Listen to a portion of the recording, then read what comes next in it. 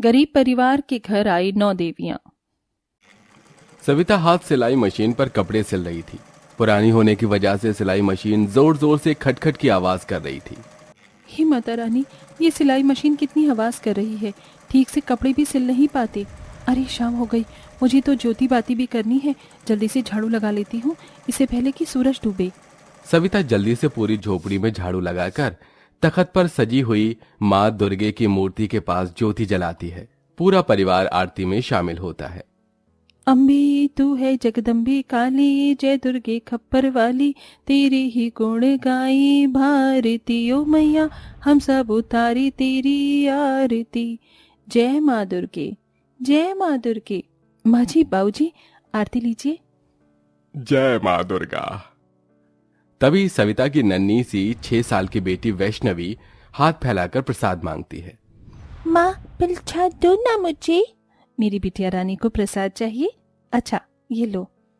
ये का माँ बताची, तुम कभी माता रानी को मेवे मिठाई का भोग क्यों नहीं लगाती? पता है लोग मंदिर में माँ दुर्गे को महंगी महंगी मिठाई फल चढ़ाते हैं। ये सुनकर बूढ़ी कुंती ने कहा, माता रानी ने जितनी हैसियत जिसे दी है वो मेवे मक्खन का भोग लगाएगा ही, लेकिन माँ दुर्गा हमारे परिवार को दुख ही दिए जा रही है। नहीं सासू माँ, माता रानी कभी अपने भक्तों को दुख और कष्ट नहीं देती। माँ दुर्गा तो दया की मूरत है। लाख दुखों में भी गरीब दर्जी सविता की भक्ति माँ दुर्गा के प्रति एकदम सच्ची है। जब कभी उसके परिवार का विश्वास माँ दुर्गा के लिए डगमगाता तो वो माँ दुर्गा के लिए उनके मन में आस्था और प्रेम जगाती थी। परिवार में बूढ़े सास ससुर, पति मुरली था। सविता दिन दिन भर दर्जी का काम करके कपड़े सिलती, जिससे कपड़े सिलकर भी मिली ज्यादातर कमाई के पैसे वो माँ की पूजा प्रसाद में लगा दिया करती। सविता बहू, अब रहने भी दे, बाकी कपड़े कल सी लेना।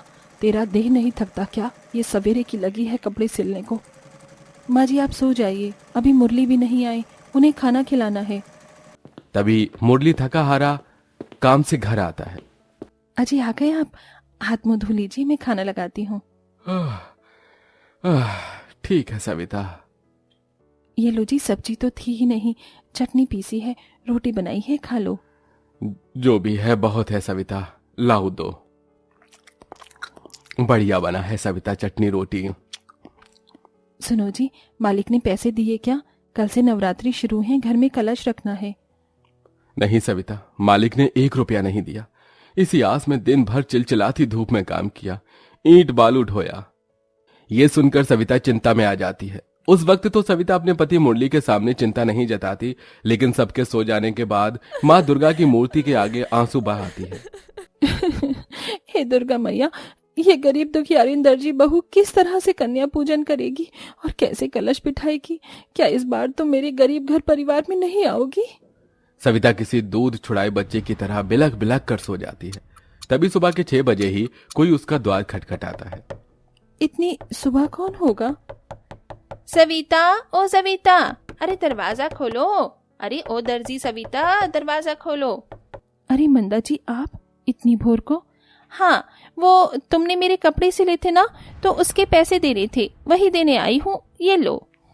जैसे ही मंदा गरीब दर्जी सविता के हाथों में पैसे रखती है तो उसकी आंखें डबडबा जाती हैं।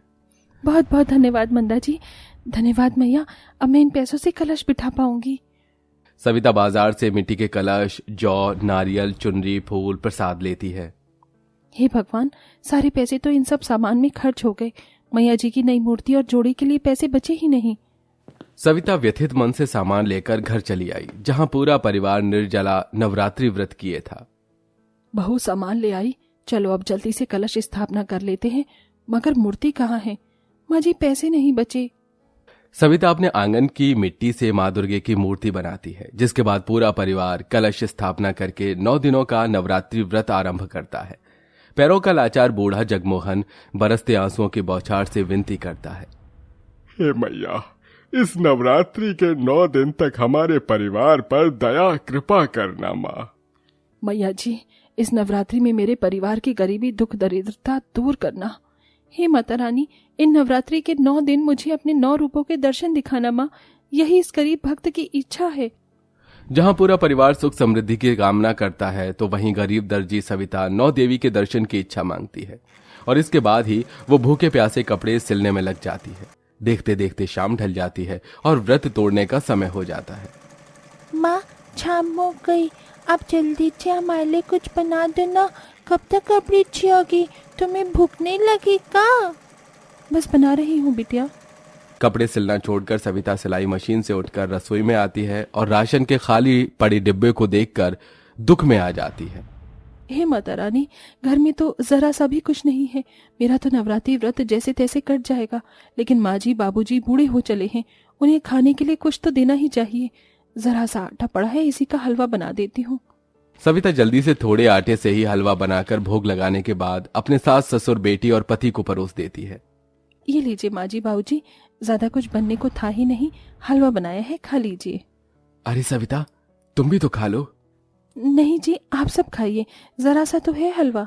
लेकिन गरीब ससुराल वाले दिलदारी दिखाकर अपने अपने हलवे में से थोड़ा थोड़ा बचाकर गरीब दर्जी बहू को भी दे देते हैं। जैसे ही निवाला सविता खाने वाली होती है तभी द्वार पर 5-6 साल की 2 छोटी बच्ची खाना मांगती आ जाती हैं। कोई है घर में? माता रानी के नाम से हमें कुछ खाने को दे दो, कुछ खिला दो मैया। अरे जरा देखो तो इन बच्चियों का चेहरा भूख से कैसे मुरझा गया है। ये कहकर सविता अपने हिस्से का हलवा उन्हें दे देती है। दोनों बच्ची हलवा खाकर चली जाती हैं और सविता भूखे प्यासे ही माता के भजन करती हुई कपड़े सिलने लगती है। हे नाम रे सबसे बड़ा तेरा नाम, ओ शेरों वाली ऊंचे महलों वाली, बिगड़ी बना दे मेरी आज रात रे। हे बस माता रानी, मेरे परिवार पर दया रखना। मैं खाऊं चाहे ना खाऊं, मेरा परिवार इस नवरात्रि में भूखे ना रहने पाए। हम पूरी श्रद्धा भक्ति से आपकी नवरात्रि कर पाएं। इसी तरह से दिन गुजरते हैं और हर दिन उस गरीब दर्जी बहू के दरवाजे पर कोई ना कोई छोटी बच्ची आकर खाना मांगती। सविता 9 दिनों तक कभी माँ की मूर्ति के आगे बताशे का भोग लगाई, कभी पूरी चढ़ाती तो कभी कुछ फल। ये उसे गरीब दर्जी की भक्ति ही होती है जो नवरात्रि के 9 दिनों तक उसके घर का दिया बिना बुझे जलता ही जाता है। 9 दिनों तक कष्ट और कठिनाई उठाकर वो भूखे प्यासे व्रत में ही कपड़े तो सिलती है, लेकिन उसे कोई पैसे नहीं देता और 9वां दिन भी आ जाता है। तड़के सुबह से ही सभी के घरों से हलवा पूरी चने के प्रसाद की खुशबू उमड़ रही थी। माँ, हम कंजक का प्रसाद कब बनाएंगे? आज तो नवरात्रि है। माँ जी, मैं पैसे मांगने जा रही हूँ, देखती हूँ कोई अगर पैसे दे दे। कविता आस पड़ोस के घरों में जाती है। नमस्ते कामिनी जी, आज कंजक है, मुझे कंजक बिठाना है, हाथ में 1 रुपए भी नहीं। सिलाई के पैसे दे देती तो। अरे दे दूंगी भाई, मैं तेरे पैसे लेकर भाग थोड़ी रही हूँ, अभी तो जा। हर जगह से सविता को निराशा ही मिलती है। वो टूटा दिल लिए घर आती है जहां ढेर सारा घी, आटा, सूजी, चीनी, मावा सब था और जगमोहन और कुंती कंजक का प्रसाद बना रहे थे। माँ जी, ये सब सामान कौन लाया? अरे बहू, तुमने ही तो ये सारा सामान भिजवाया है। 9 लड़कियों से थाली भी तैयार है। इतने में 9 छोटी बच्ची कंजक खाने अंदर आती हैं। उनके चेहरे पर एक अलग ही चमक थी, जैसे साक्षात 9 देवियां उस गरीब परिवार में आई हों। जगमोहन फटाफट से फटी चिटी चटाई बिछाता है और कुंती उनके पांव धोती है, तभी उनके पैरों से फूल झड़ने लगते हैं। ये माता रानी क्या चमत्कार है, कन्याओं के पांव से फूल झड़ रहे हैं। कुंती सोचने लगती है, तभी एक कन्या ने कहा, मैया जल्दी से हमें प्रसाद खिला दो, हम भूखी हैं। हाँ, बहुत भूख लगी है। बस लाई बच्चियों। सविता 9 कन्याओं को प्रसाद परोसती है। वो सब खाना शुरू करती हैं। प्रसाद बहुत ही स्वादिष्ट बनाया है, थोड़ा हलवा और दोगी? हाँ, मुझे भी चने चाहिए और मुझे खीर चाहिए। हाँ, देती हूँ। कंजक खाने के बाद एकदम से देखते देखते 9 कन्या 9 देवियों का रूप ले लेती हैं। लाल जोड़ा, लाल बिंदी, लाल चुनरी में वो माँ दुर्गे सी दिख रही थी। हे माँ दुर्गा, 9 देवियों के दर्शन पाकर मैं धन्य हुई। मेरा नवरात्रि व्रत सफल हुआ। माँ सविता, तुम्हारे मन में मेरे प्रति सच्ची भक्ति है। अब तक मैं तुम्हारी परीक्षा ले रही थी, पर अब से तुम मेरी परम भक्त हो और मैं तुम्हारे सारे दुख दूर करने आई हूँ। ये कहते हुए दुर्गा माता के हाथों से ढेर सारे सोने, हीरे, जवाहरात बरसने लगते हैं और उस गरीब परिवार का घर रत्नों से भर जाता है, जिसके साथ 9 देवियां गायब हो जाती हैं। इस तरह माँ दुर्गा अपने दर्शन से एक गरीब परिवार के जीवन को खुशियों से भरकर जाती हैं।